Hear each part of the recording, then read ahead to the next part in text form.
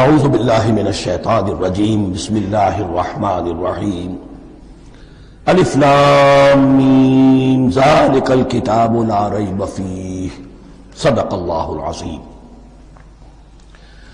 الف لام میم حروف مقطعات ہیں جن کے بارے میں عرض کر چکا ہوں۔ ذالک الکتاب لا ریب فیہ، یہ وہ کتاب ہے اس میں کوئی شک نہیں۔ الکتاب اس لیے کہا گیا ہے کہ قرآن مجید کی پیشین گوئیاں اور خوشخبریاں سابقہ کتابوں میں موجود تھیں، اور چونکہ اس سورہ مبارکہ میں اصل خطاب کا رخ جو ہے وہ ہے سابقہ امت مسلمہ کی طرف، تو ذالک کتاب نہیں کہا گیا، ذالک کتاب لا ریب فیہ نہیں، ذالک الکتاب یہ وہ کتاب ہے، کتاب موعود ہے جس کی پیشین گوئیاں تورات اور انجیل میں موجود تھیں۔ لا ریب فیہ اس میں کوئی شک نہیں۔ حرف اورا ریب نئے، تبدیل نئے، یہی الفاظ آئے ہیں سورہ سجدہ کے شروع میں بھی، الف لام میم تنزیل الکتاب لا ریب فیہ رب العالمین، لا ریب فیہ من رب العالمین، فیہ ھدی للمتقین۔ فیہ دونوں طرف مل سکتا ہے، لا ریب فیہ اسے معانقہ کہتے ہیں، لا ریب فیہ پڑھیں گے تو ہدن سے شروع کر دیں گے، لا ریب پر ختم کر دیں گے تو فیہ ہدن للمتقین، یہ دونوں معنی درست ہوں گے۔ آپ کو مل جائے گا جو قرآن شریف لے کر بیٹھے ہوئے ہیں کہ حاشیے میں معانقہ نمبر 1 لکھا ہوا ہے، معانقہ عند المتاخرین۔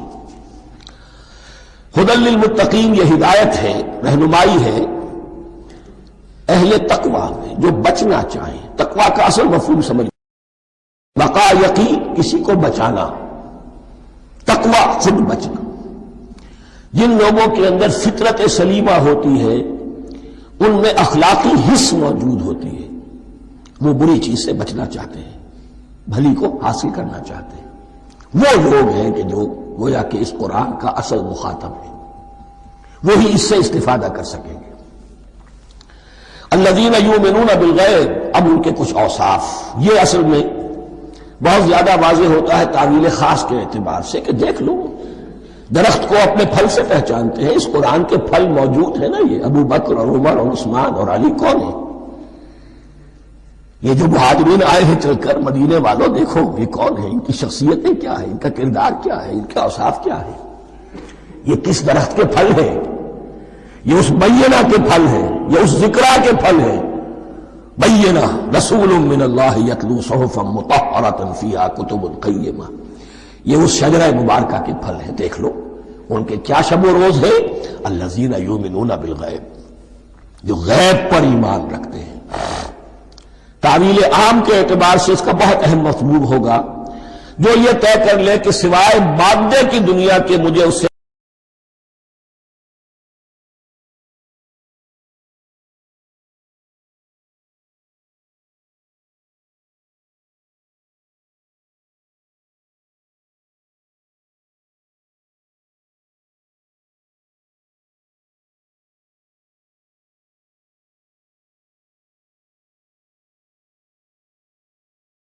جو اصل حقیقت ہے وہ مستور ہے، نگاہوں سے چھپی ہوئی ہے۔ سامنے جو کچھ نظر آ رہا ہے، ایک انگلستان کے بہت بڑے فلسفی کی کتاب کا عنوان ہے appearance and reality, reality and appearance, Bradley کی کتاب۔ اپیئرنس جو کچھ نظر آ رہا ہے یہ حقیقت نہیں، حقیقت اس کے پیچھے ہے۔ اور کنفیوشس کا ایک جملہ ہے جو بہت بڑا حکیم اور فلسفی تھا، چین کا بہت بڑا حکیم اور فلسفی، اور ہو سکتا ہے کہ نبی ہو، واللہ عالم، ہم کہہ نہیں سکتے۔ اس کی تعلیم بڑی اخلاقی تعلیم ہے، اور اس کا جملہ سنیے، یہ یؤمنون بالغیب کی اس سے زیادہ صحیح تشریح ممکن نہیں۔ There are certain things, there's nothing more real than what cannot be seen. And there's nothing more certain than what cannot be heard. وہ حقائق جو آنکھوں سے نہیں دیکھے جا سکتے اور کانوں سے نہیں سنے جا سکتے، ان سے زیادہ یقینی اور واقعی حقائق اور کوئی نہیں۔ There is nothing more real than what cannot be seen, and there is nothing more certain than what cannot be heard. الذین یؤمنون بالغیب ویقیمون الصلاۃ، نماز قائم کرتے ہیں، ومما رزقناہم ينفقون، اور جو کچھ ہم نے انہیں دیا ہے اس میں سے خرچ کرتے ہیں، خیر میں، بھلائی میں، نیکی میں، ابناء نو کی حاجات کو رفع کرنے میں، لوگوں کی تکلیفیں دور کرنے میں، خود اللہ کے لیے، اللہ کی رضا جوئی کے لیے، اللہ کو قرض حسنہ دیتے ہوئے۔ والذین یؤمنون بما انزل الیک وما انزل من قبلک، اور وہ کہ جو ایمان رکھتے ہیں اس پر بھی جو آپ پر نازل کیا گیا ہے محمد صلی اللہ علیہ وسلم، اور اس پر بھی کہ جو آپ سے پہلے نازل کیا گیا۔ یہ بہت اہم الفاظ ہیں، اس لیے کہ عام طور پر آج کل ہمارے ہاں یہ خیال پھیلا ہوا ہے کہ یہ تورات اور انجیل کے پڑھنے کا کوئی فائدہ نہیں، کوئی ضرورت نہیں، کوئی ضرورت نہیں کی حد تک تو شاید بات صحیح ہو، لیکن کوئی فائدہ نہیں، یہ بالکل غلط ہے۔ یہ ابتدا ہے قرآن کی، اور کس قدر اہتمام کے ساتھ کہا جا رہا ہے، ایمان صرف قرآن پر نہیں، اس پر بھی کہ جو اس سے پہلے نازل کیا گیا۔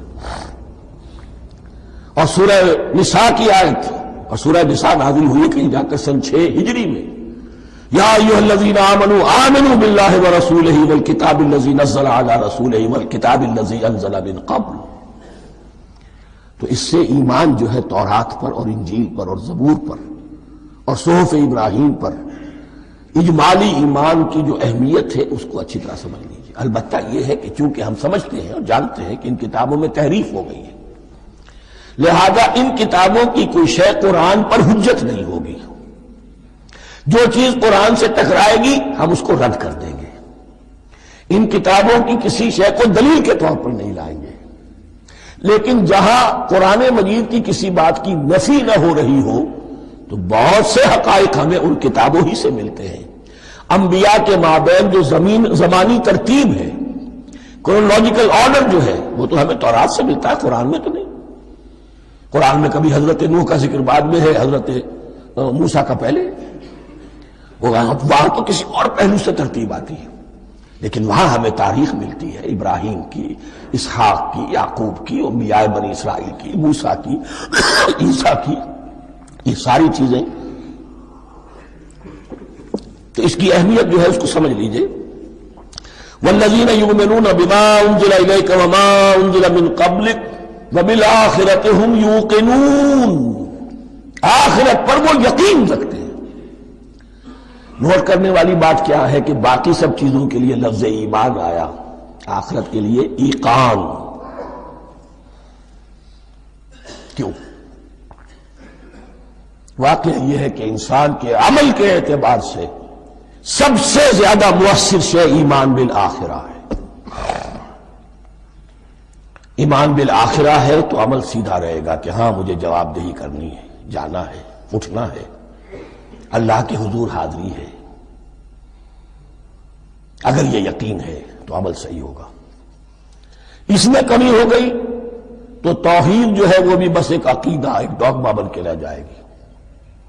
ایمان بالرسالت بھی بدعات کو جنم دے گا، عید میلاد نبی منا لیجئے، اور کچھ عشقیہ اشعار کہہ دیجئے، نعتیہ اشعار کہہ دیجئے، اللہ اللہ خیر صلی اللہ، یہ ایمان بالرسالت کے مظہر ہوں گے۔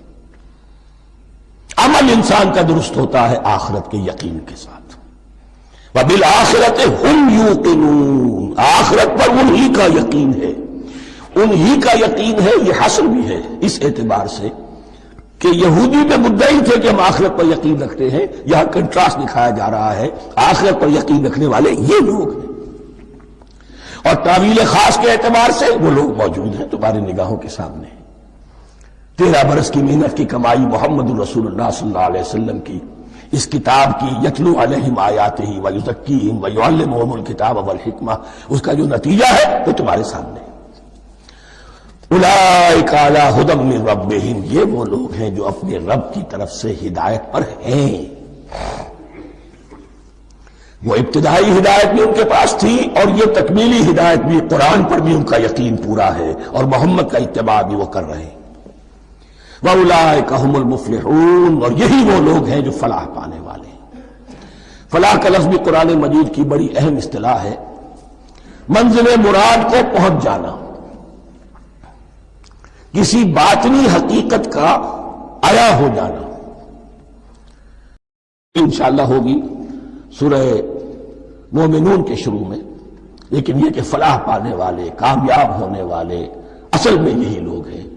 تو گویا کہ تعویل خاص میں صحابہ کرام کی طرف اشارہ ہو گیا، تعویل عام میں ہر شخص کو بتا دیا گیا اگر قرآن کی ہدایت سے مستفید ہونا ہے تو یہ اوصاف اپنے اندر پیدا کرو۔ اب دوسرا گروہ، ان الذین کفروا سواء علیہم انذرتہم ام لم تنذرہم لا یؤمنون، یقیناً جن لوگوں نے کفر کیا، اور یہاں مراد کیا ہے؟ جو کفر پر اڑ گئے ہیں۔ اس کو ہم تعویل عام میں نہیں لے سکتے، اس لیے کہ اگر تو ہم اس کو عام میں لے لیں گے تو اس کے معنی تو یہ ہوں گے جس شخص نے کسی وقت کفر کیا اب وہ ہدایت پر آ ہی نہیں سکتا۔ نہیں، یہ بات نہیں ہے۔ کوئی کفر میں ہے، وہ غالطے کی بنا پر ہے، عدم توجہی کی بنا پر ہے، حق اس پر واضح نہیں ہوا ہے اس لیے ہے، تو آپ اسے سمجھائیں گے، انذار و تبشیر سے اسے فائدہ ہو جائے گا، واعظ و نصیحت سے اسے فائدہ ہو جائے گا۔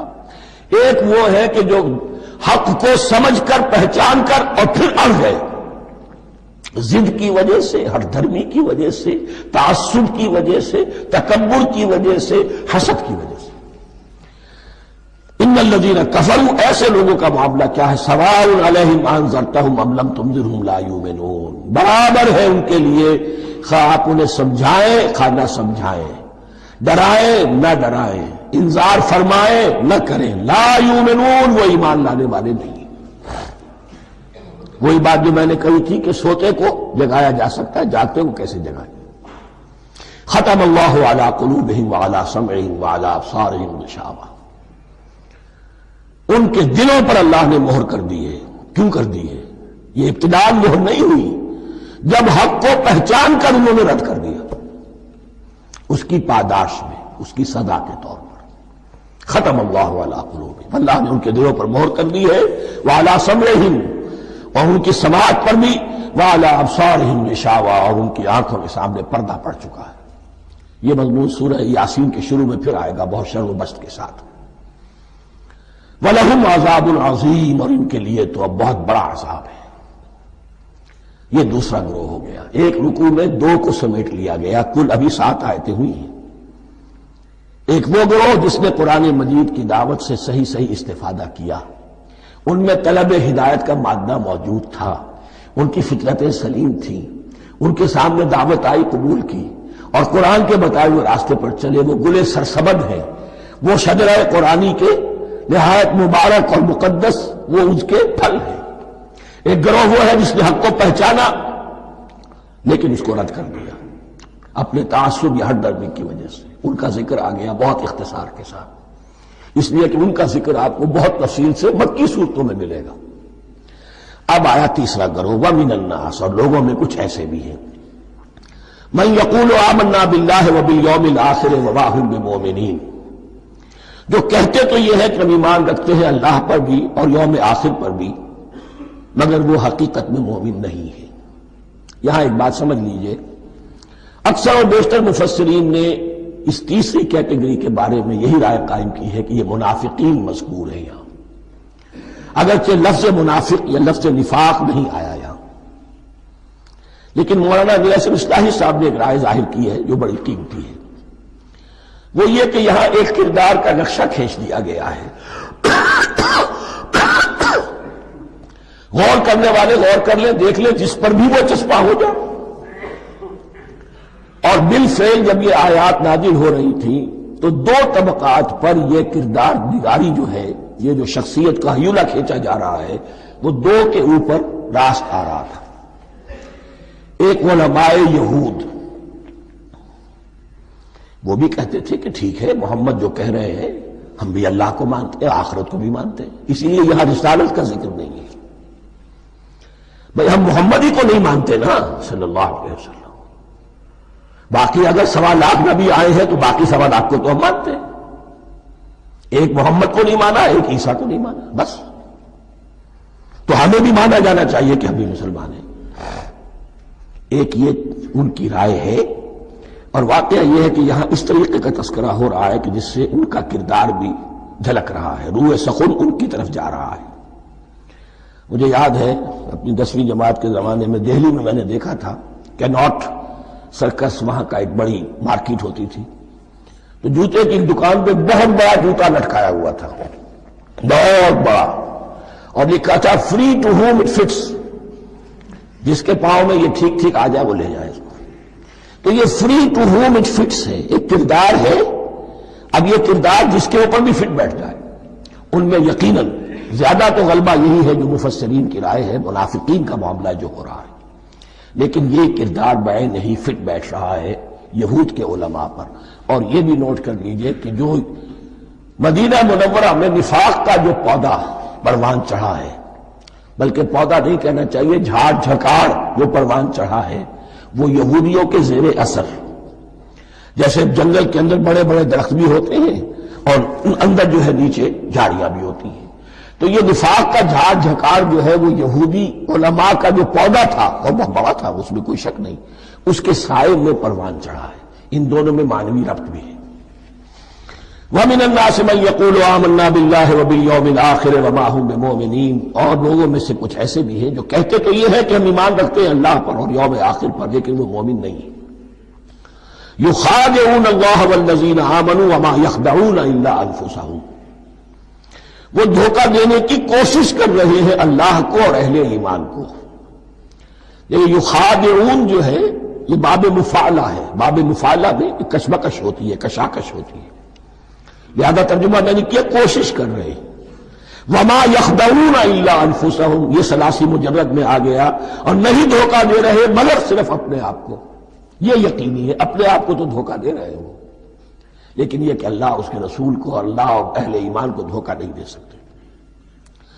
سورہ نساء کی آیت نمبر 142 میں یہ کھل کر منافقین کے بارے میں یہی الفاظ آئے ہیں، ان المنافقین یخادعون اللہ وہو خادعہم، یقیناً منافقین جو ہے وہ اللہ کو دھوکہ دینے کی کوشش کر رہے ہیں اور اللہ انہیں دھوکہ دے رہا ہے۔ فی قلوبہم مرض، ایک لفظ اور رہ گیا، وما یشعرون، انہیں اس کا شعور نہیں ہے۔ یہ بہت اچھی طرح نوٹ کر لیجئے، منافقین کی بھی اکثریت وہ تھی جنہیں اپنے نفاق کا شعور نہیں تھا، وہ اپنے تئیں سمجھتے تھے اپنے آپ کو مسلمان، وہ کہتے تھے یہ بے وقوف لوگ ہیں، محمد رسول اللہ کے بارے میں کہتے تھے یہ خام خواہ جو ہے انہوں نے لڑائی بھڑائی مول لے لی ہے اہل مکہ کے ساتھ، کیا ضرورت ہے، امن کے ساتھ جو ہے بات کرنی چاہیے۔ وہ سمجھتے تھے کہ ہم خیر خواہ ہیں، ہم بھلی بات کہہ رہے ہیں، یہ بے وقوف لوگ ہیں، دیکھتے نہیں کہ کس سے ٹکرا رہے ہیں، ہاتھ میں اسلحہ نہیں ہے اور لڑائی کے لیے جا رہے ہیں، تو بے وقوف تو یہ ہے۔ لیکن وہ سمجھتے تھے کہ ہم تو بڑے مخلص ہیں، ہم مسلح ہیں، تو ما یشعرون بہت ضروری ہے۔ بعض لوگ منافق ایسے بھی تھے کہ جو اسلام میں داخل ہی ہوتے تھے دھوکہ دینے کی خاطر، اور ان پہ پہلے دن سے واضح ہوتا تھا کہ ہم مسلمان نہیں ہیں، ہم نے اسلام کا لبادہ اوڑھا ہے صرف دھوکے کے لیے۔ اس کا ایک ذکر سورہ آل عمران میں آئے گا، لیکن اکثر و بیشتر منافقین دوسری طرح کے تھے جنہیں اپنے نفاق کا شعور حاصل نہیں تھا۔ فی قلوبہم مرض، ان کے دلوں میں ایک روگ ہے، بیماری ہے۔ یہ روگ اور بیماری کیا ہے؟ ایک لفظ میں اس کو تعبیر کیا جائے، کردار کی کمزوری، ویکنس آف کیریکٹر۔ ایک شخص وہ ہوتا ہے کہ جو سمجھتا ہے یہ حق ہے، حق سے بعد آباد، اب جو ہو سو ہو۔ ایک حق کو حق پہچان کر رد کر دیتا ہے، وہ کافر ہو گیا۔ ایک حق کو حق پہچان کر آیا تو صحیح، لیکن ویکنس آف کیریکٹر کی وجہ سے قوت ارادی کمزور ہے، آخرت بھی چاہتے ہیں، دنیا کو بھی ہاتھ سے دینے کو تیار نہیں، یہاں کا بھی کوئی نقصان نہ ہو اور آخرت کا بھی سارا بھلا ہمیں مل جائے۔ یہ وہ لوگ ہیں در حقیقت کہ اس کو کہا روگ۔ فی قلوبہم مرض فزادہم اللہ مرضا، تو اللہ نے ان کے مرض میں اضافہ کر دیا۔ یہ اللہ کی سنت ہے، آپ حق پر چلنا چاہیں حق کا راستہ آپ کے لیے آسان کر دے گا، آپ برائی کی طرف جانا چاہیں بڑی سے بڑی برائی آپ کے لیے ہلکی ہوتی چلی جائے گی، کوئی خاص بات ہی نہیں، چلو یہ بھی کر گزرو، جب یہ کر لیا تو یہ بھی کر گزرو۔ اور اگر آپ بین بین لٹکنا چاہیں تو اللہ اسی پہ چھوڑ دیتا ہے، ٹھیک ہے آپ سمجھتے ہیں ہم کامیاب ہو رہے ہیں، ہم نے مسلمانوں کو بھی دھوکہ دے لیا، وہ ہمیں مسلمان سمجھتے ہیں، اور یہودیوں کو بھی دھوکہ دے لیا، وہ سمجھتے ہیں کہ ہم ان کے ساتھی ہیں، تو سمجھا کامیاب ہو رہے ہیں، حقیقت میں کامیابی نہیں۔ فی قلوبہم مرض فزادہم اللہ مرضا ولہم عذاب علیم بما کانوا یکذبون، اور ان کے لیے تو دردناک عذاب ہے۔ عذاب عظیم کا لفظ آیا تھا اوپر کفار کے لیے، وَلَهُمْ عَذَابٌ عَظِيمٌ، 7ویں آیت ختم ہوئی، اور عذاب علیم کا لفظ آیا یہاں، ان کے لیے دردناک المناک عذاب ہے، بما کانوا یکذبون، بسبب اس جھوٹ کے جو وہ بول رہے تھے۔ وَإِذَا قِيلَ لَهُمْ لَا تُفْسِدُوا فِي الْأَرْضِ، اور جب ان سے کہا جاتا تھا مت فساد کرو زمین میں، مراد کیا ہے اس سے؟ کہ جب محمد کو مان لیا کہ اللہ کے رسول ہیں، اب ٹھیک ٹھیک پیروی کرو، ان کے پیچھے چلو، ان کا حکم ہے تو جنگ کے لیے نکلو، ان کی طرف سے تقاضا آتا ہے مال پیش کرو،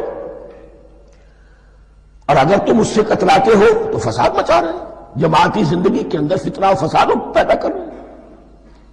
وَإِذَا قِيلَ لَهُمْ لَا تُفْسِدُوا فِي الْأَرْضِ قَالُوا إِنَّمَا نَحْنُ مُصْلِحُونَ، وہ کہتے تھے نہیں ہم تو صلح کرانے والے ہیں، اصلاح کرنے والے ہیں، ہم چاہتے ہیں لڑنا بھیڑنا کوئی اچھی بات نہیں ہے، ٹکراؤ تصادم یہ کوئی اچھے کام تھوڑا ہی ہے، بس ٹھنڈے ٹھنڈے دعوت دیتے رہو، جو چاہے قبول کر لے جو چاہے رد کر دے، خام خواہ یہ ٹکرانا اور یہ جنگ کرنا اور اللہ کے دین کو غالب کرنے کے لیے یہ قربانی دو اور یہ مصیبت جھیلو اور یہ مشقت برداشت کرو اور یہ چیز چھوڑو اور یہ ترک کرو، یہ کاہے کے لیے؟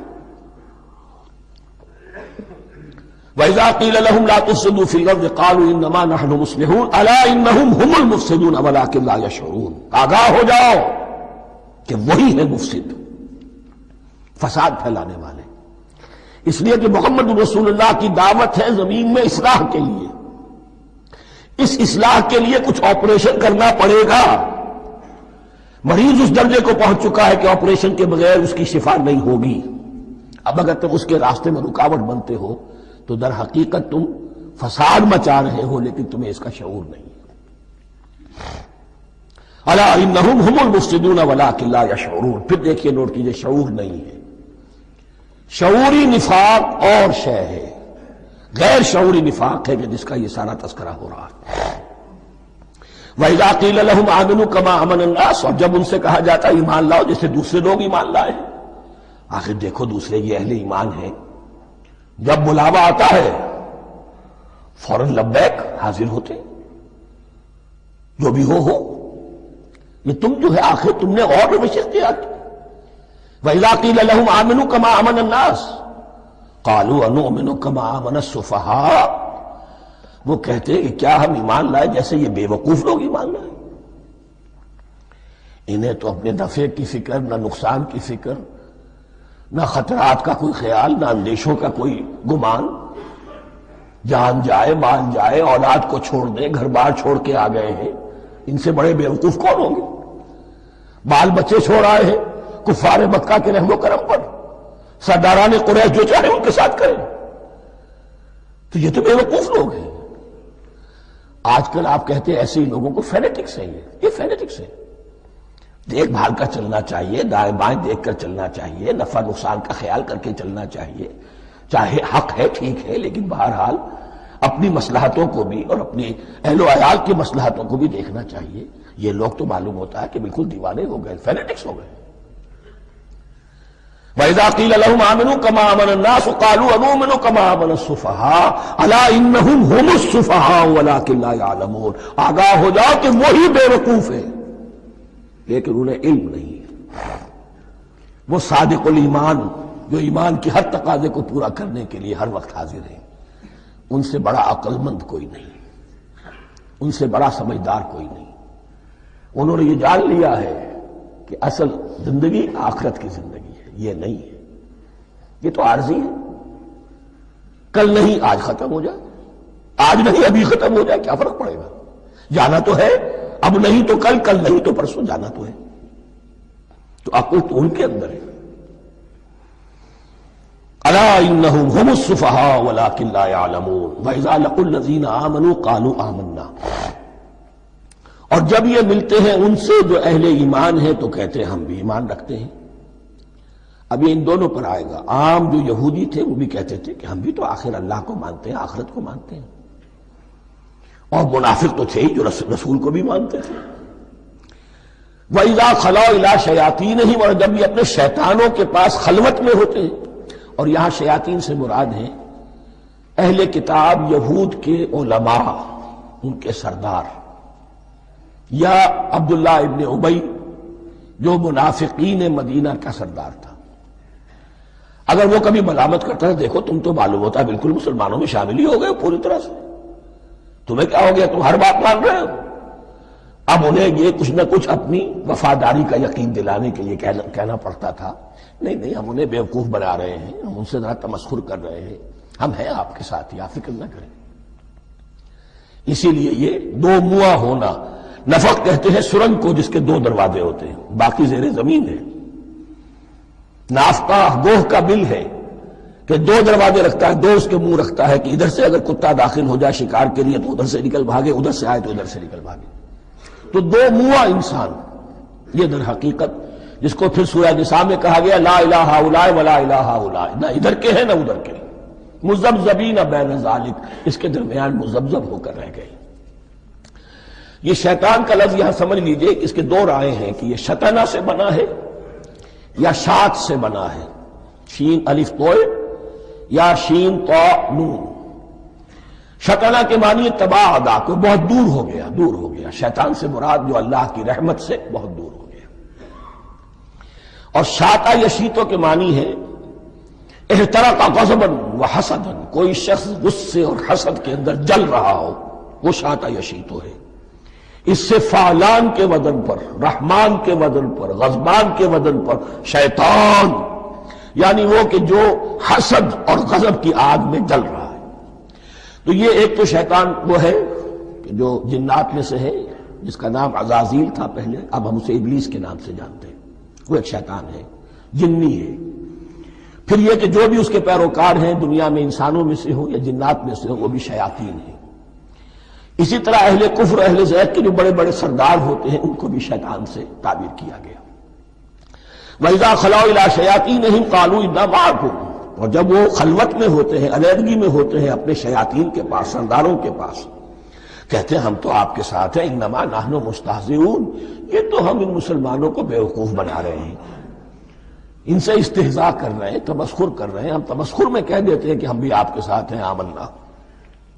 اللہ یستہزئ بہم ویمدہم فی طغیانہم یعمہون، حقیقت کیا ہے کہ اللہ ان کا مذاق اڑا رہا ہے اور ان کو ڈھیل دے رہا ہے کہ وہ اپنے عقل کے اندھے پن میں بڑھتے چلے جائیں۔ اللہ تعالیٰ جیسا میں نے عرض کیا رسی دراز کرتا ہے، کچھ تو غلط راستے پر جائے گا، جاؤ بھائی، فوراً تو نہیں پکڑتا، اگر فوراً پکڑ لے تو سیدھا ہو جائے گا، چلتے جائے، جہاں جانا چاہتے ہو جاؤ۔ تو ان کو بھی رسی دراز کر رہا ہے اللہ، لیکن یہ کہ اللہ یستہزئ بہم، یہ سمجھتے ہیں کہ مسلمانوں کا مذاق اڑا رہے ہیں، اصل میں مذاق ان کا اڑ رہا ہے اللہ کے نزدیک۔ وَيَمُدُّهُمْ فِي طُغْيَانِهِمْ يَعْمَهُونَ، اب یہاں ذرا نوٹ کر لیجئے، یہ دو لفظ آئیں گے، عین میم اور ہا، امر ہے کے ساتھ، ایک ہے عین میم اور یا، امر، تو عین اور میم تو مشترک ہے یا آخر میں فرق ہوگا، عین میم اور ہا ہوگا، اس کے معنی عقل کا اندھا، دل کا اندھا، آنکھیں تو ہے لیکن دل کا اندھا ہے، عقل کا اندھا ہے۔ اور عین میم یا جو آنکھوں کا اندھا ہو، عمیون اندھے، اعمیٰ اندھا۔ تو یہاں فرمایا انا معکم انما نحن مستہزئون، اللہ یستہزئ بہم ویمدہم فی طغیانہم یعمہون، اللہ ان کو اس جو ان کی عقل کے اندھے پن میں جو یہ بڑھتے چلے جا رہے ہیں، اللہ بھی ان کی رسی دراز کر رہا ہے تاکہ یہ جہاں تک جانا چاہتے چلے جائیں۔ اولئک الذین اشتروا الضلالۃ بالہدی، یہ وہ لوگ ہیں کہ جنہوں نے ہدایت کے عوض گمراہی خرید لی ہے۔ دیکھیے بڑا پیارا انداز ہے یہ، ایک شخص کے سامنے دونوں آپشنز تھے، ایک نے گمراہی کو چھوڑا، ہدایت لے لی، چاہے قیمت دینی پڑی، تکلیفیں اٹھانی پڑی، آزمائشوں میں سے گزرنا پڑا، قربانیاں دینی پڑی، ہدایت لی، اور ایک شخص نے ہدایت دے کر گمراہی لے لی۔ آسانی تو ہو گئی، فوری تکلیف سے تو بچ گئے، لا الہ الا ولا الہ الا، دونوں طرف سے اپنے آپ کو بچا لیا. لیکن حقیقت میں سب سے زیادہ گھاٹے کا سودا یہی ہے. اولئک الذین اشتروا الضلالۃ بالہدی، ہدایت دے کر اور ضلالت خرید لی ہے. فما ربحت تجارتہم، تو ان کی تجارت ان کے حق میں ہرگز مفید نہیں ہوئی. اب یہاں بھی دیکھیے را با اور ہے ہا، ربحا اس کے معنی نفع، صحیح نفع، جائز نفع.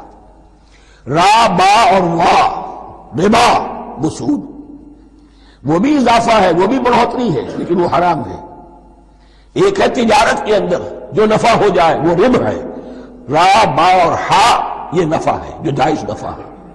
را با اور وا ربا یہ کیا ہے؟ یہ سود ہے، یہ حرام ہے.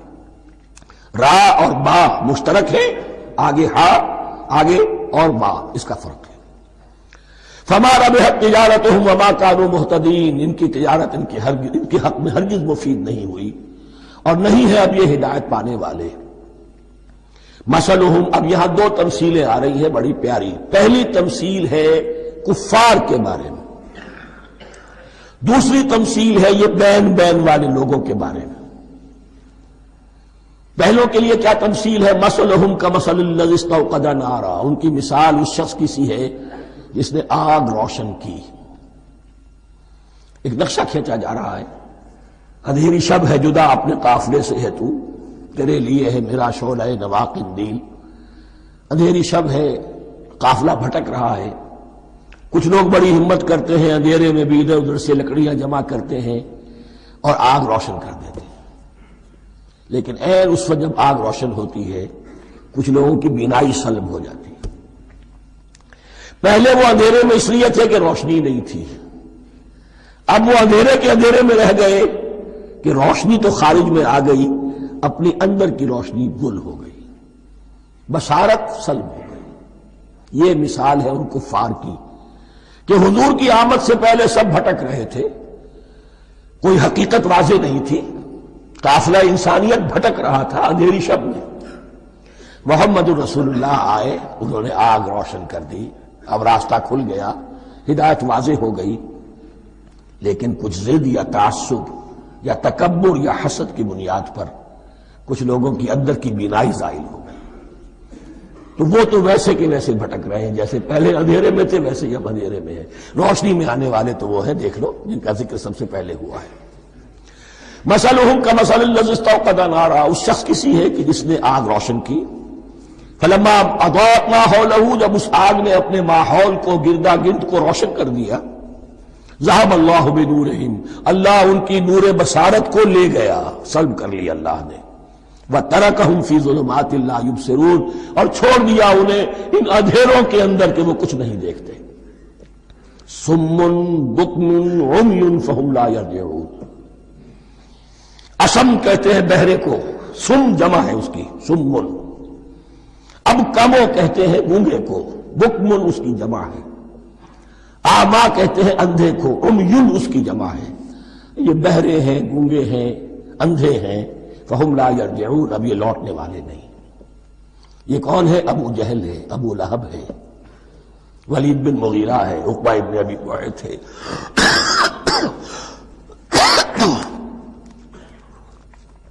یہ سب کے سب ابھی زندہ ہے جب یہ آیات نازل ہو رہی ہیں. ابھی تو غزوہ بدر ہوگا سن 2 ہجری میں، اور اس میں یہ سب جو ہے واصل جہنم ہوں گے. ابھی تک تو ہے نا. یہ لوگ ہو گئے اس کی مثال. مثلہم کمثل الذی استوقد نارا فلما اضاءت ما حولہ ذہب اللہ بنورہم وترکہم فی ظلمات لا یبصرون صم بکم عمی فہم لا یرجعون. اب دوسری مثال، او کصیب من السماء، یا بڑی زور کی بارش برس رہی ہے آسمان سے. فیہ ظلمات، اس میں اندھیرے بھی ہیں، ورعد اور گرج ہے، وبرق اور بجلی چمک رہی ہے. یجعلون اصابعہم فی اذانہم من الصواعق حذر الموت، کچھ لوگ ہیں کہ جو اپنی انگلیاں اپنے کانوں کے اندر ٹھوسے ہوئے ہیں کہ وہ جو کڑک ہے اس سے ان کی جانیں نہ نکل جائیں، موت نہ آ جائے۔ کڑکا ایسا ہے کہ اس کڑکے سے بچنے کے لیے اپنی انگلیاں اپنی کانوں میں ٹھونس رکھی ہیں، حذر الموت، موت کے خوف سے۔ واللہ محیط بالکافرین، اللہ ایسے کافروں کا احاطہ کیے ہوئے، بچ کر کہاں جائیں گے۔ یکاد البرق یخطف ابصارہم، قریب ہے کہ بجلی ان کی نگاہوں کو لے جائے، ان کی بینائی کو سلب کر لے۔ کلما اضاء لہم، لیکن ہوتا کیا ہے، جب ذرا روشنی ہوئی تو چل لیے۔ مشوا فیہ، بجلی چمکی، کچھ نظر آ گیا دائیں بائیں تو کچھ تھوڑا سا چل لیے۔ وَإِذَا أَظْلَمَ عَلَيْهِمْ، اور جب تاریکی ان پر طاری ہو گئی، قاموا، کھڑے کے کھڑے رہ گئے۔ یہ نقشہ ہے ان کا کہ ایک طرف بارش ہو رہی ہے، قرآن مجید ہے، آسمان سے نازل ہو رہا ہے، یہ ماہ مبارکہ ہے، یہ کتاب مبارکن ہے، لیکن یہ کہ اس کے ساتھ کڑکے ہیں، گرج ہے، کفر سے مقابلہ ہے، کفر کی طرف سے دھمکیاں ہیں، اندیشے ہیں، خطرات ہیں، امتحانات ہیں، آزمائشیں ہیں۔ ذرا کہیں حالات کچھ بہتر ہوئے، کچھ جسے بریدنگ سپیس کہتے ہیں ملی، تو تھوڑا سا چل لیے، ہم بھی مسلمان ہیں، کوئی خاص موقع نہیں ہے، کسی جنگ کے لیے بلایا نہیں جا رہا ہے، تو بڑھ چڑھ کے باتیں کر رہے ہیں، اپنے ایمان کا اظہار بھی کر رہے ہیں۔ جیسے ہی کوئی آزمائش آئی، چھٹک کر کھڑے کے کھڑے رہ گئے۔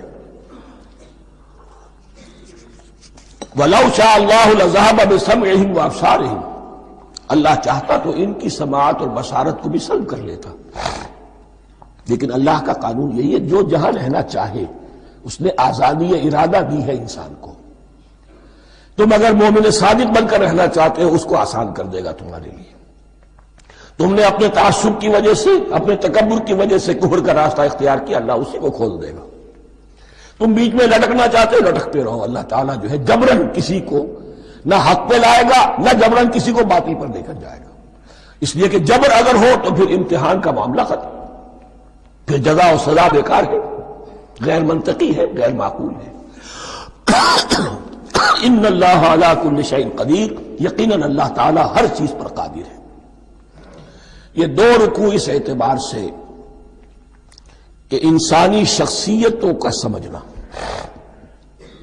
اور جیسا کہ میں نے عرض کیا، تعویل عام ذہن میں رکھیے، جب بھی کبھی کوئی دعوت حق اٹھے گی، اگر وہ واقعتاً کل کے کل حق کی دعوت ہے اور اس میں انقلابی رنگ ہے کہ باطل سے پنجہ آزمائی کرنی ہے، باطل کو نیچا دکھانا ہے، حق کا غلبہ کرنا ہے، تو یہ تین قسم کے افراد لازماً ہمیشہ وجود میں آ جائیں۔ ان کو پہچاننا، ان کے کردار کی جو اصل جو اس کے پیچھے پس منظر ہے، اس کو جاننا بہت ضروری ہے۔ میں وقفہ کر رہا ہوں ذرا بھائی۔ الرحمن الرحیم، اب جو تیسرا رکوع آ رہا ہے سورہ بقرہ کا، اس میں قرآن کی دعوت کا خلاصہ ہے۔ قرآن کیا ماننے کی دعوت دیتا ہے، اس کی پکار کیا ہے۔ جیسا کہ میں عرض کر چکا ہوں، 2/3 قرآن پہلے نازل ہو چکا ہے، پس منظر میں ہے۔ ہمارے لیے اس ترتیب مصحف کے اعتبار سے وہ قرآن بعد میں آئے گا، ترتیب نزول کے اعتبار سے وہ پس منظر میں موجود ہے، لیکن چونکہ یہاں پر مصحف کے اندر یہاں سے آغاز کیا جا رہا ہے، لہذا اس کا خلاصہ جو ہے لب لباب یہ ایک رکوع میں، اور قرآن کے فلسفے کا اور اس کے بعد نہایت ہی اہم جو موضوعات ہیں اور مسائل ہیں ان کا ذکر پھر چوتھے رکوع میں۔ ابھی ہم تیسرا رکوع پڑھ رہے ہیں۔ یا ایھا الناس اعبدوا ربکم الذی خلقکم والذین من قبلکم لعلکم تتقون، اے لوگو بندگی اختیار کرو اپنے اس رب کی، اپنے اس مالک کی جس نے تمہیں پیدا کیا، اور نہ صرف تم کو پیدا کیا، تم سے پہلے جتنے لوگ گزرے انہیں بھی پیدا کیا تاکہ تم بچ سکو۔ یہ قرآن کی دعوت کا خلاصہ ہے، اور یہ نوٹ کر لیجئے، یہ تمام انبیاء اور رسل کی دعوت یہی تھی۔ اب جب پڑھیں گے سورہ اعراف پڑھیں گے، سورہ شعراء پڑھیں گے، ایک ایک کا نام لے کر، ان اعبدوا اللہ واطیعوہ، ہر رسول کی دعوت یہ تھی اللہ کی بندگی کرو، میری اطاعت کرو۔ یا قوم اعبدوا اللہ ما لکم من الہ غیرہ، اے میری قوم کے لوگوں اللہ کی بندگی کرو، تمہارا کوئی الہ اور معبود اس کے سوا نہیں ہے۔ پھر حضور قرآن یہی عبادت رب انسان کی تخلیق کی غایت ہے، وما خلقت الجن والانس الا لیعبدون، ہم نے جنوں اور انسانوں کو پیدا ہی صرف اس لیے کیا ہے کہ ہماری بندگی کریں۔ لیکن یہاں ایک فرق بہت بڑا ہے، تمام رسولوں کی دعوت یہی ہے، محمد الرسول اللہ کی بھی یہی ہے، لیکن بڑا فرق کیا ہے؟ باقی تمام رسولوں کی دعوت آپ کو ملے گی یا قوم، اے میری قوم کے لوگوں، یہاں ہے یا ایھا الناس، اے بنی آدم، اے بنی نوع انسان۔ معلوم ہوا کہ تمام رسول حضور سے پہلے صرف اپنی اپنی قوموں کی طرف آئے ہیں، پہلے اور آخری اور کامل رسول ہیں اللہ کے محمد صلی اللہ علیہ وسلم، جن کی دعوت آفاقی ہے۔ یا ایھا الناس، یا قوم نہیں، یا ایھا الناس اعبدوا ربکم الذی خلقکم والذین من قبلکم۔ اس میں دلیل بھی آ گئی کہ عام طور پر لوگ جو ہے غلط راستے پر اس دلیل سے جمے رہتے ہیں کہ ہمارے آباء و اجداد کا راستہ یہی تھا۔ تو بھائی جیسے تم مخلوق ہو ایسے وہ بھی تو مخلوق تھے، جیسے تم خطا کر سکتے ہو وہ بھی تو خطا کر سکتے تھے۔ لہذا یہ نہ دیکھو کہ آباء و اجداد کا راستہ کیا تھا، دیکھو یہ کہ حق کیا ہے، لعلکم تتقون، تاکہ تم بچ جاؤ، دنیا میں افراط و تفریط کے دھکوں سے بچ جاؤ گے، آخرت میں اللہ کے عذاب سے بچ جاؤ گے۔ ان دونوں سے اگر بچنا ہے تو اللہ کی بندگی کی روش اختیار کرو۔ اچھا، کس رب کی؟ الذی جعل لکم الارض فراشا والسماء بناء، جس نے تمہارے لیے زمین کو فرش بنا دیا اور آسمان کو چھت بنا دیا۔ وانزل من السماء ماء، اور آسمان سے پانی برسایا۔ فاخرج به من الثمرات رزقا لکم، اور پھر اس پانی کے ذریعے سے زمین سے میووں کی شکل میں، پیداوار کی شکل میں تمہارے لیے رزق اگایا۔ فلا تجعلوا للہ اندادا وانتم تعلمون، تو ہرگز نہ اللہ کا مد مقابل کسی کو ٹھہراؤ جانتے بوجھتے۔ وانتم تعلمون کا ایک مطلب یہ بھی ہے کہ تم بھی مانتے ہو کہ اس کائنات کا خالق اللہ کے سوا کوئی نہیں۔ اہل عرب بھی مانتے تھے، جو ان کے دیوی دیوتا تھے وہ سمجھتے تھے کہ یہ اللہ کے اوتار ہیں یا اللہ کے ہاں بہت یہ پسندیدہ ہیں، اللہ کے محبوب ہیں، اس کے اولیاء ہیں، اس کی بیٹیاں ہیں، لہذا یہ شفاعت کریں گے تو ہمارا بیڑا پار ہو جائے گا، ورنہ خالق وہ مانتے تھے اللہ ایک ہی ہے۔ جب تم یہ مانتے ہو کائنات کا خالق ایک، مدبر ایک، تو اب کسی کو اس کا مد مقابل نہ بناؤ۔ انداز ند کی جمع ہے، لا ضد لہ ولا ند لہ، اللہ کا کوئی مد مقابل نہیں۔ اس میں یہاں تک بات ہے کہ حضور اس درجے، اس توحید کی باریکیوں تک پہنچا کر گئے ہیں اس امت کو کہ کسی صحابی نے ایسے ہی کہہ دیا ما شاء اللہ و ما شئت، کہ اللہ چاہے جو آپ چاہیں۔ حضور نے فوراً ٹوک دیا اجعلتنی للہ ندا، کیا تو نے مجھے اللہ کا مد مقابل بنا دیا ہے؟ اس کائنات میں مشیت صرف ایک کی چلتی ہے، کسی اور کی مشیت اس کی مشیت کے تابع پوری ہو جائے ہو جائے، لیکن مشیت مطلقہ صرف اس کی ہے۔ یہاں تک کہ حضور سے فرمایا گیا کہ اے نبی آپ کے لیے یہ ممکن نہیں ہے جسے چاہے ہدایت دے دے، انک لا تہدی من احببت ولکن اللہ یہدی من یشاء۔ اگر یہ اختیار میں ہوتا تو ابو طالب دنیا سے بغیر ایمان لائے نہ جاتے۔ فلا تجعلوا للہ اندادا وانتم تعلمون۔ اب ان دو آیتوں میں تو یوں سمجھیے توحید نظری بھی اور توحید عملی بھی۔ توحید عملی کیا ہے؟ بندگی صرف اسی کی ہو۔ اب آیا ہے رسالت کا معاملہ، وَإِن كُنتُمْ فِي رَيْبٍ مِّمَّا نَزَّلْنَا عَلَىٰ عَبْدِنَا، اگر تمہیں رسالت محمدی پر شک ہے صلی اللہ علیہ وسلم، اس کے کیا معنی ہے؟ کہ تمہیں اس قرآن کے بارے میں شک ہے جو ہم نے اپنے بندے پر نازل کیا ہے۔ اگر ہے شک فی الواقع، وَإِن كُنتُمْ فِي رَيْبٍ، اگر تمہیں واقعاً شک ہے مما نزلنا علی عبدنا، اس پر جو ہم نے اپنے بندے پر نازل فرمایا ہے، فاتوا بسورۃ من مثلہ، تو لے آؤ اس جیسی ایک ہی صورت۔ یہ ہم کل پوری تفصیل سے دیکھ چکے ہیں کہ برسبیل تنزل یہاں پہنچے ہیں. پہلے 2 آیتیں میں نے آپ کو سنائی تھی، اس میں پورے قرآن کی مثال لانے کا چیلنج کیا گیا. پھر ایک آیت سنائی جس میں 10 صورتیں ہی لے آؤ.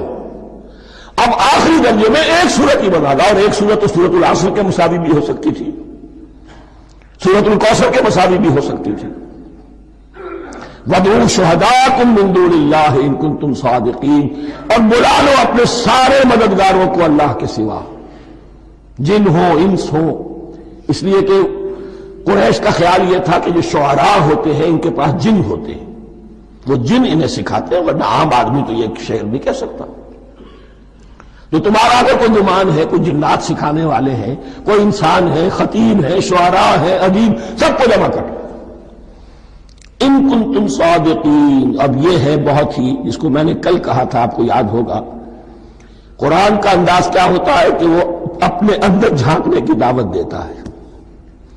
یہ گویا کہ آنکھوں میں آنکھیں ڈال کر یہ کہا جا رہا ہے کہ حقیقت میں تمہیں کوئی شک نہیں ہے، یہ تم بات بنا رہے ہو صرف. اگر واقعتاً شک ہے تو آؤ میدان. حقیقت یہ کہ تمہیں شک نہیں ہے. اگر تم سچے ہو فاتوا بسورۃ من مثلہ، تو اس جیسی ایک ہی صورت بنا لاؤ. فإن لم تفعلوا، اب ذرا انداز دیکھیے تحدی کا، چیلنج کا. پھر اگر تم یہ نہ کر پاؤ، وَلَن تَفْعَلُوا، اور ہرگز نہیں کر سکو گے.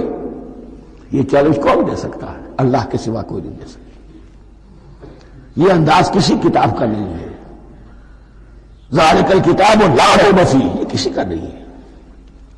فَإِن لَمْ تَفْعَلُوا وَلَن تَفْعَلُوا، پھر اگر تم نہ کر پاؤ اور تم ہرگز نہیں کر پاؤ گے، فَاتَّقُوا النَّارَ الَّتِي وَقُودُهَا النَّاسُ وَالْحِجَارَةُ، تو ڈرو اس آگ سے جس کا ایندھن بنے گے انسان اور پتھر.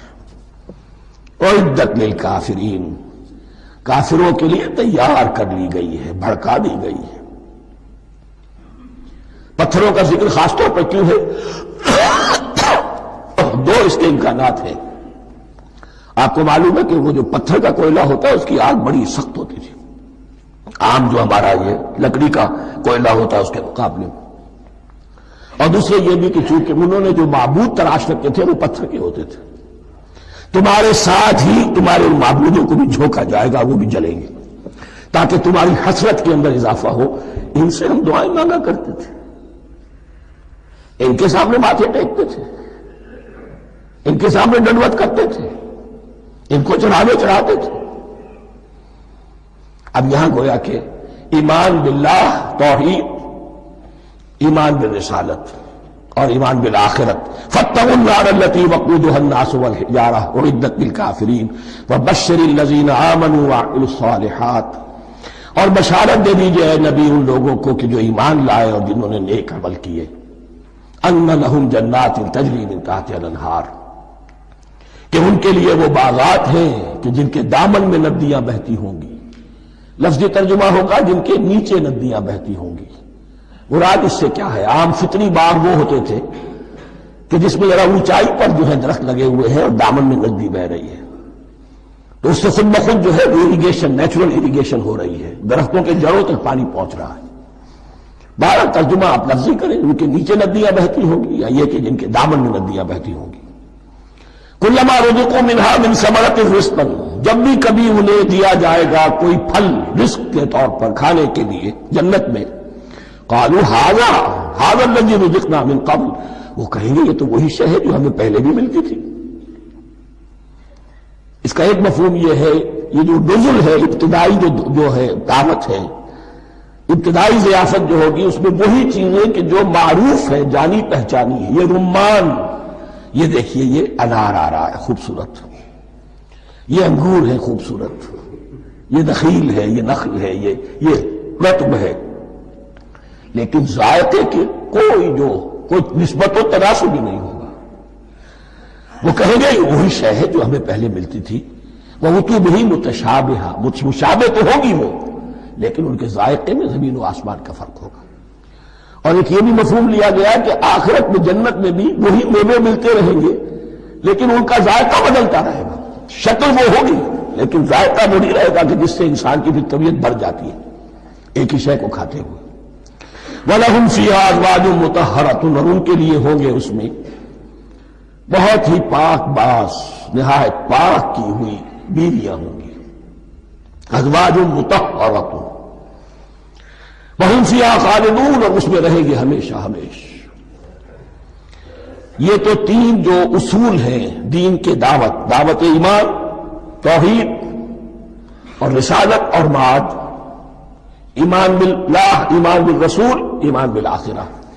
اب ذرا کچھ ضمنی مسائل ہیں کہ جو بعض کفار کی طرف سے، بعض معتزلین کی طرف سے پیش ہوتے تھے، وہ کبھی بھی اس چیلنج کا مقابلہ تو نہ کر سکے، میدان میں تو نہ آ سکے. یہ بالکل ایسی بات ہے جیسے کسی مصور کی تصویر پر اعتراض کرنے والے تو بہت تھے. جب کہا گیا کہ ذرا یہ لیجیے قلم، اس کو ٹھیک کر دیجیے، یہ برش آپ کے ہاتھ میں دیتا ہوں، اب سب پیچھے ہٹ گئے. تو کوئی صورت قرآن کے مقابلے میں لانا وہ تو ان کے لیے ممکن نہیں تھی، لیکن ادھر ادھر سے اعتراضات کرنے کے لیے جو زبانیں کھلتی تھی ان میں سے ایک اعتراض نقل کیا جا رہا ہے. وہ یہ تھا کہ وہ کہتے تھے کہ قرآن مجید میں مکھی کی تشبیہ آئی ہے، یہ تو بڑی حقیر سی شے ہے.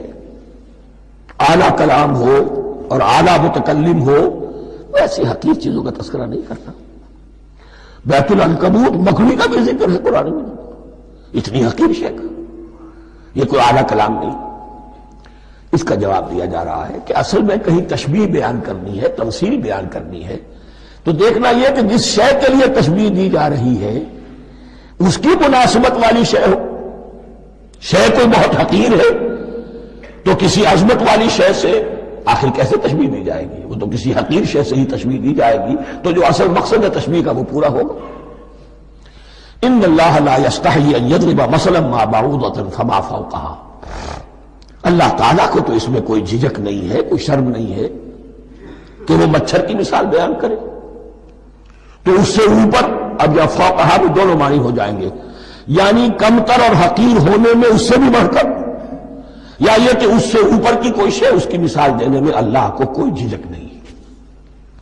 اس لیے کہ مکھی بھی بہرحال مچھر سے تو ذرا بڑی شے ہے. اس معنی میں بھی ہو سکتا ہے فوقہا، اور فوقہا اس معنی میں بھی کہ اس سے بھی حقیر ہونے میں اس سے بھی بڑھ کر. فَأَمَّا الَّذِينَ آمَنُوا فَيَعْلَمُونَ أَنَّهُ الْحَقُّ مِنْ رَبِّهِمْ، تو جو لوگ صاحب ایمان ہیں وہ جان لیتے ہیں کہ یہ حق ہے ہمارے رب کی طرف سے.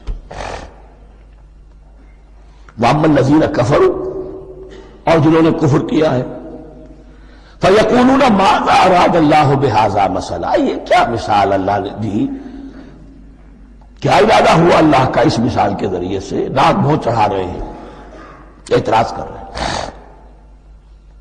اب جو آ رہا ہے اگلا جملہ وہ ہے بہت اہم، یضل بہ کثیرا ویہدی بہ کثیرا، اسی کے ذریعے سے اللہ بہتوں کو ہدایت دیتا ہے اور اسی کے ذریعے سے بہتوں کو گمراہ کرتا ہے. معلوم ہوا کہ ہدایت اور گمراہی اور ہدایت اور ضلالت انسان کی سبجیکٹو کنڈیشن کے اوپر دار و مدار ہے. اس کا آپ کے دل میں خیر ہے، بھلائی ہے، نیت صحیح ہے، طلب ہدایت، طلب علم، اس میں آپ سچے ہیں، آپ کو ہدایت مل جائے گی. دل میں زیغ ہے، کجی ہے، نیت میں ٹیڑھ ہے، فساد ہے، تو اسی کے ذریعے سے اللہ آپ کی گمراہی میں اضافہ کر دے گا. یضل بہ کثیرا ویہدی بہ کثیرا، لیکن اللہ کا یہ کسی کو ہدایت دینا اور کسی کو ضلالت دینا علل ٹپ نہیں ہے، کسی قاعدے اور قانون کے بغیر نہیں ہے. وما یضل بہ الا الفاسقین، نہیں گمراہ کرتا وہ اس کے ذریعے سے مگر صرف سرکش لوگوں کو، جن میں سرکشی ہے، تعلی ہے، تکبر ہے. اور ان کے اوصاف کیا ہے؟ الذین ینقضون عہد اللہ من بعد میثاقہ، جو توڑ دیتے ہیں اللہ کے ساتھ کیے ہوئے عہد کو. اور سب سے بڑا عہد یہ سورہ اعراف میں چل کر آئے گا، عہد الست. عالم ارواح میں ہم عہد الست کر کے آئے. الست بربکم قالوا بلی، کیا میں ہی نہیں ہوں تمہارا رب؟ تمام ارواح میں، میں بھی تھا، آپ بھی تھے، سب تھے، کل انسان، جتنے انسان دنیا میں آج تک آ چکے ہیں وہ بھی تھے، اور جو آنے ہیں ابھی قیامت تک وہ بھی تھے، لیکن تھے صرف ارواح کی شکل میں، جسم نہیں تھے. اور یہ میں آپ کو بتا چکا ہوں، مکمل وجود ہے انسان کا روحانی وجود. اولاً تخلیق اس کی ہوئی تھی، اسی سے آگے چل کر ایک بہت فلسفے کا بہت گہرا مضمون آ رہا ہے آگے چل کر. وہ جو عہد الست بربکم قالوا بلی، انہوں نے اس عہد کو توڑا، اللہ کو اپنا مالک اور خالق اور اپنا حاکم جاننے کی بجائے خود حاکم بن کر بیٹھ گئے. الیس لی ملک مصر، کیا مصر کی بادشاہی میری نہیں ہے؟ I am the sovereign, we are sovereign, popular sovereignty. بغاوت، سرکشی، فاسق. وما يضل به الا الفاسقين الذين ينقضون الميثاق ويقطعون ما امر الله به ان يوصل، اور کاٹتے ہیں وہ چیز جسے اللہ نے جوڑنے کا حکم دیا ہے. اللہ نے صلہ رحمی کا حکم دیا ہے، یہ قطع رحمی کرتے ہیں. مال کی طلب میں بھائی بھائی کو ختم کرتا ہے اس کے مال کو ہتھیانے کے لیے، اپنی ذاتی اغراض کے لیے تمام اخلاقی حدود جو ہے انسان پر سو پیش ڈال دیتا ہے. اپنا تکبر، اپنے لیے تعلی. الذین، آپ دیکھیے نوٹ کیجئے، اس میں ہماری شریعت کا فلسفہ یہ ہے، ایک تعلق ہے اللہ کا بندے کے ساتھ، حقوق اللہ. ایک ہے بندوں کا بندوں کے ساتھ، حقوق العباد.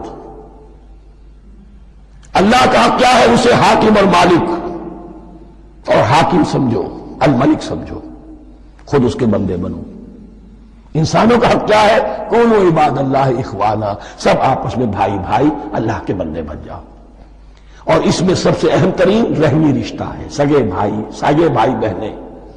پھر دادی کے اوپر جا کر وہ کزنز آ جائیں گے، پر دادی پر جا کر اور جمع ہو جائیں گے، یہاں تک کہ آدم و حوا پر تمام انسان جمع ہو جائیں گے. تو رحمی رشتے کی بڑی اہمیت ہے. تو وہ فاسقین کے جو توڑتے ہیں اللہ کے عہد کو، اس کو مضبوطی سے باندھنے کے بعد، وَيَقْطَعُونَ مَا أَمَرَ اللَّهُ بِهِ أَن يُوصَلَ وَيُفْسِدُونَ فِي الْأَرْضِ، انہی دونوں چیزوں کے نتیجے میں زمین میں فساد پیدا ہوتا ہے. یا اللہ کی اطاعت سے باغی ہو گئے، اور یا آپس میں ایک دوسرے کی گردنیں کاٹنے لگے. اولئک ھم الخاسرون، یہی لوگ ہیں جو بالآخر خسارے میں، آخری اور دائمی خسارے میں رہنے والے ہیں. کیف تکفرون باللہ وکنتم امواتا، تم کیسے کفر کرتے ہو اللہ کا. بڑا پیارا انداز ہے. وکنتم امواتا، تم مردہ تھے، فاحیاکم، تمہیں زندہ کیا. ثم یمیتکم، پھر تمہیں مارے گا. ثم یحییکم، پھر جلائے گا. ثم الیہ ترجعون، پھر تم اس کی طرف لوٹ جاؤ گے، لوٹا دیے جاؤ گے. یہاں وہ بات آ گئی جو آج نگاہوں سے بالکل اوجھل ہو چکی ہے. یہ ہم دنیا میں آنے سے پہلے مردہ تھے، کیا مانی؟ یہ مضمون آ کر اصل میں سورہ غافر یا سورہ مومن میں چل کر اس کی پوری وضاحت ہوگی. لیکن چونکہ یہاں تذکرہ ہو چکا ہے عہد الست کا، ہماری پہلی تخلیق ہوئی عالم ارواح میں، ارواح کی صورت میں، پھر ہمیں سلا دیا گیا. وہ ہماری پہلی موت تھی. مردہ جو ہے معدوم نہیں ہوتا، مردہ ہوتا ہے، بے جان ہوتا ہے، سویا ہوا ہوتا ہے. اور موت کو اور نیند کو تشبیہ دی گئی ہے. پھر ہمیں اس جسد کے ساتھ یہاں زندہ کیا گیا. پھر موت طاری ہوگی، پھر ہمیں زندہ کیا جائے گا. یہ آیت جیسا کہ میں نے عرض کیا بہت بڑی اور بڑی گہری حکمت اور فلسفہ قرآن کی آیت ہے. کیسے اللہ کا انکار کرتے؟ کنتم اموات، تم مردہ تھے، سوئی ہوئی ارواح کی شکل میں تھے. فاحیاکم، تمہیں جگایا اس جسد کے ساتھ، زندہ کیا. ثم یمیتکم ثم یحییکم، پھر تمہیں مارے گا، پھر جلائے گا. ثم الیہ ترجعون، پھر تم اس کی طرف لوٹا دیے جاؤ گے. اور اب اس کے بعد جو آخری آیت ہے، هو الذی خلق لکم ما فی الارض جميعا، اس نے تمہارے لیے بنایا ہے جو کچھ بھی زمین میں ہے. اس میں خلافت کا مضمون آ گیا. حدیث میں آتا ہے انما الدنیا خلقت لکم وانتم خلقتم للآخرہ، یہ دنیا تمہارے لیے بنائی گئی ہے، تم آخرت کے لیے بنائے گئے ہو. هو الذی خلق لکم ما فی الارض جميعا، اس لیے کہ اگلی آیت پھر آ رہی ہے خلافت کی آیت. سارا کچھ زمین میں یہ بستر جو بچھایا اور یہ کائنات کو زمین کو سجایا تمہاری خلافت کے لیے. ثم استوى الى السماء فسواهن سبع سماوات، پھر وہ متوجہ ہوا آسمانوں کی طرف اور انہیں 7 آسمانوں کی شکل میں بنا دیا. جیسا کہ میں کل عرض کر چکا ہوں، یہ تاحال ابھی یہ آیات متشابہات میں سے ہے. 7 آسمانوں کی کیا حقیقت ہے ہم اس سے ابھی پورے طور سے واقف نہیں. وَهُوَ بِكُلِّ شَيْءٍ عَلِيمٌ، اور اسے ہر شے کا علم حقیقی حاصل ہے. بارک اللہ لی ولکم فی القرآن العظیم ونفعنی وإیاکم بالآیات والذکر الحکیم.